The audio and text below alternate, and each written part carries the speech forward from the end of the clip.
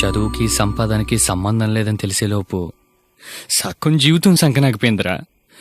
అది మన తప్పు కాదు, పెంపకం అలాంటిది. బయట ఫ్రీగా తిరుగుతున్నారు, మనకే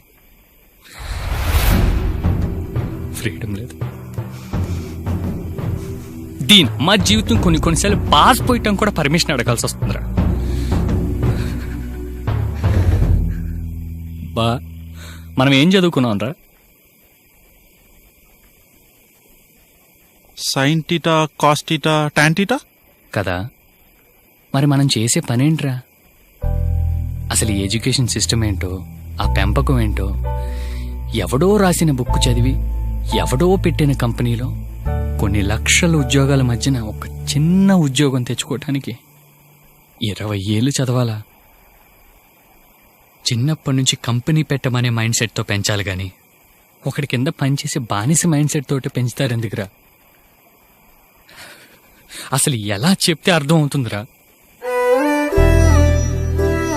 వాళ్ళలాగే పిల్లలు కూడా బానిస బతకాల. ఏమన్నా అంటే మన మిడిల్ క్లాసు, మన బతుకులు ఇంతే, వారానికి ఒకసారి చికెన్ తినాలి, పండగ వచ్చినప్పుడే కొత్త బట్టలు కొనుక్కోవాలి. ఛీ, ఇదో బతుకు.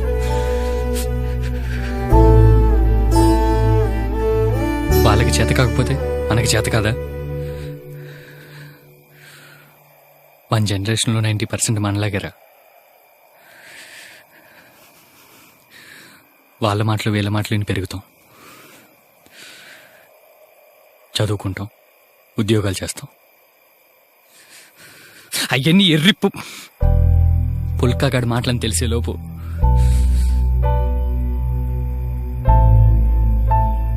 లైఫ్ అనే ఫుల్ బాటిల్లో క్వార్టర్ అయిపోతుంది. అంటే మన క్వార్టర్ని మనం తాగకుండా పక్కింటోళ్ళు ఎదిరింటోళ్ళు తాగేశారనమాట.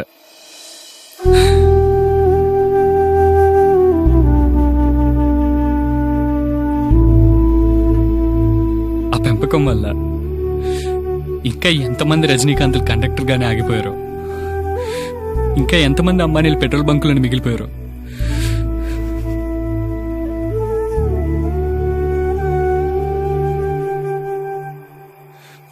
పసిపిల్లాడికి పాలు సరిగ్గా ఇవ్వకపోయినా పర్లేదురా,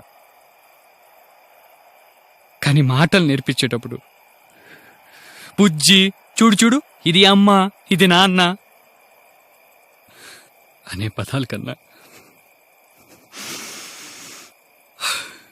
నా ఇష్టం అనే పదం ఫస్ట్ నేర్పిస్తే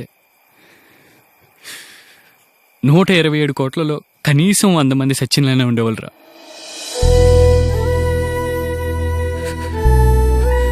కానీ ఆ పదం ఎందుకు నేర్పిస్తారు? అమ్మా నాన్న ఇష్టం.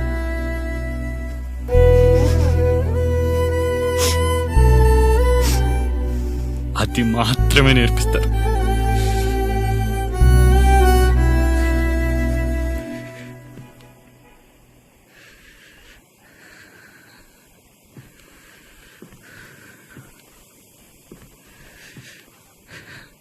బిల్ గేట్స్కి, స్టీవ్ జాబ్స్కి సాఫ్ట్వేర్ అంటే ఇష్టం రా, అందుకే అలా రేంజ్లో ఉన్నారు.